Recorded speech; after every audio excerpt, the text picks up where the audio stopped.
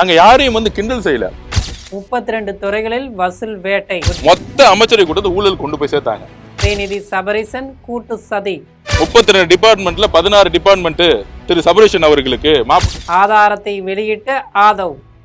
மக்களுக்காக திட்டங்கள் போடுவாங்களோ அதே மாதிரி ஊழலுக்கு ஸ்கீம் போட்டிருக்காங்க. புதிதாக பொறுப்பேற்றிருக்கும் தமிழக வெற்றி கழகத்தின் தலைமையிலான அரசு கடந்த கால தீய சக்தி திமுக ஆட்சியில் ஏகப்பட்ட முறைகேடுகள் நடந்திருப்பதாக அமைச்சர் ஆதவ் அர்ஜுனா புகார்களை புட்டு வைத்திருக்கிறார். அவர் என்ன புட்டு வைத்தார் என்பதை நம் ஜெம் தொலைக்காட்சி மூலம் பார்க்கலாம்.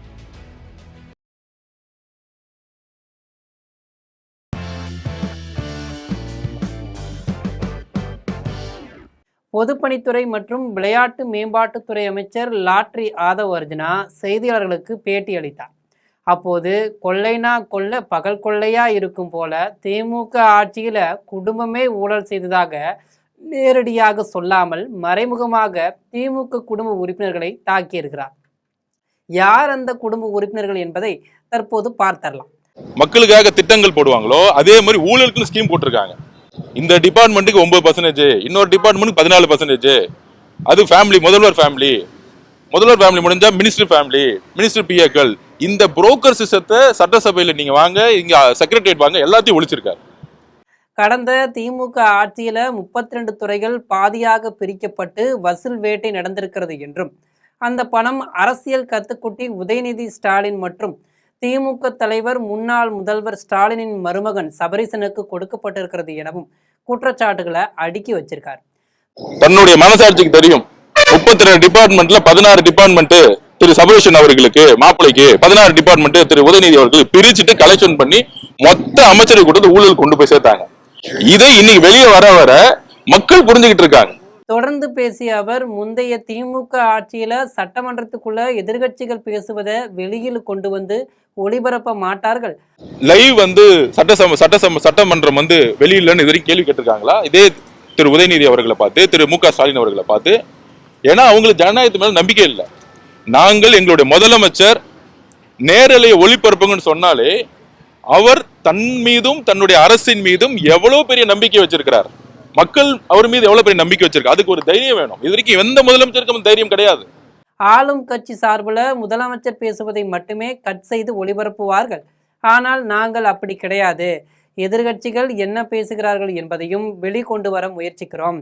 வெளிப்படைத்தன்மையாக இருக்க விரும்புகிறோம். நாங்கள் எதிர்கட்சிகளை எதிர்கட்சிகளாகவே பார்க்கல. ஆளுநர் உரை குறித்து அனைத்து கட்சி தலைவர்களும் பேசுவார்கள். திமுக சட்டமன்ற உறுப்பினர்கள் எதிர்கட்சி தலைவர் உதயநிதியை மீறி ஒருமையில பேசும் பேச்சுக்கள் தமிழகமே பார்த்திருக்கும். அப்படி இருக்கையில முதல்வர் ஒவ்வொரு நாளும் 5 மணி நேரம் பொறுமையாக அமர்ந்து குறிப்புகளை எடுக்கிறார். ஆனால் முதல்வர் பேசவில்லை என்று அவருக்கு எதிராக ஒரு பிம்பத்தை திமுகவினர் உருவாக்கி மக்களிடம் குழப்பத்தை ஏற்படுத்தி கொண்டிருக்கிறார்கள். முதலமைச்சர் கிட்டத்தட்ட ஒவ்வொரு அவையிலையும் 5 மணி நேரம் அமைதியா பொறுமையாக நோட்ஸ் எடுத்து கவனிச்சிட்டு இருக்கார். கவர்னருடைய தீர்மானத்தில் கவர்னருடைய உரைக்கு எல்லா கட்சி தலைவர்களும் பேசுறாங்க. எங்க நாங்க குறுக்கிடுறோம்? எங்களுடைய கொள்கைக்கு எதிராக அவங்க பேசும் பொழுது அனைத்து கட்சி உறுப்பினர்களும் பேசிய பின்னர்தான் முதலமைச்சர் பதிலளித்து பேசுவார். இதுதான் அவையின் மரபு. அந்த இங்கிதம் கூட தெரியாத திமுக தலைகளுக்கு என்னவென்று சொல்வதம்மா வஞ்சிக்கொடி என்றெல்லாம் பாடம் எடுத்திருக்காப்ல. இது சபையில இருக்கக்கூடிய பத்திரிகையாளர்கள் தெரியும், மக்களுக்கு தெரியும். கவர்னருடைய உரைக்கு அனைத்து கட்சி தலைவர்களும் பேசுவாங்க.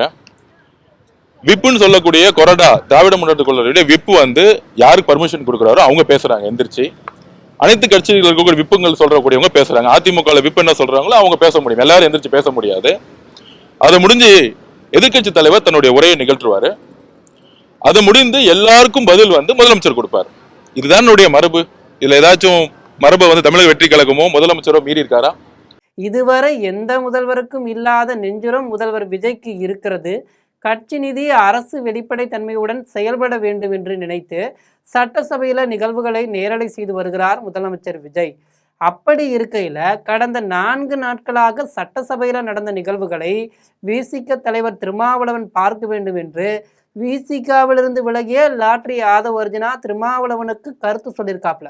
4 நாட்களாக சட்டமன்றத்தில் நடந்த காட்சிகளை அண்ணன் திருமாவளவன் அவர்கள் பார்க்க வேண்டும்.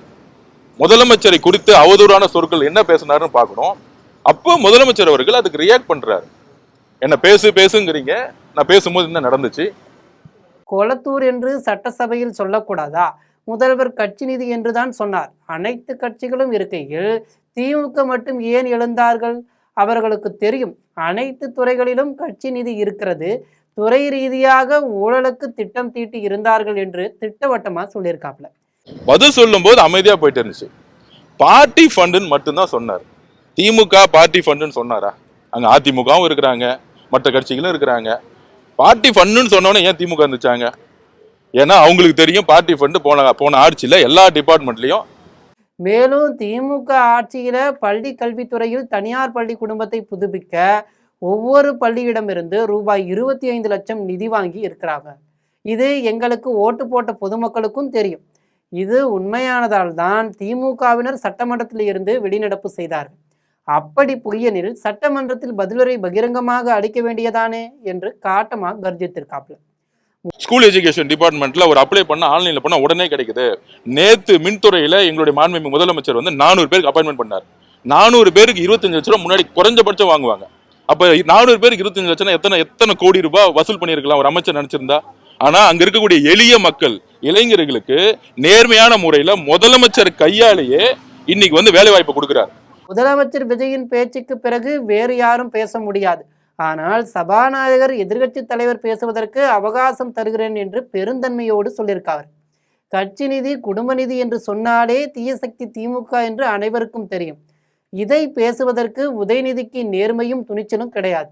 வெளிநடப்பு செய்த உதயநிதி செய்தியாளர்களுடன் பேசியதை சட்டசபையில் பேசியிருக்கலாம்.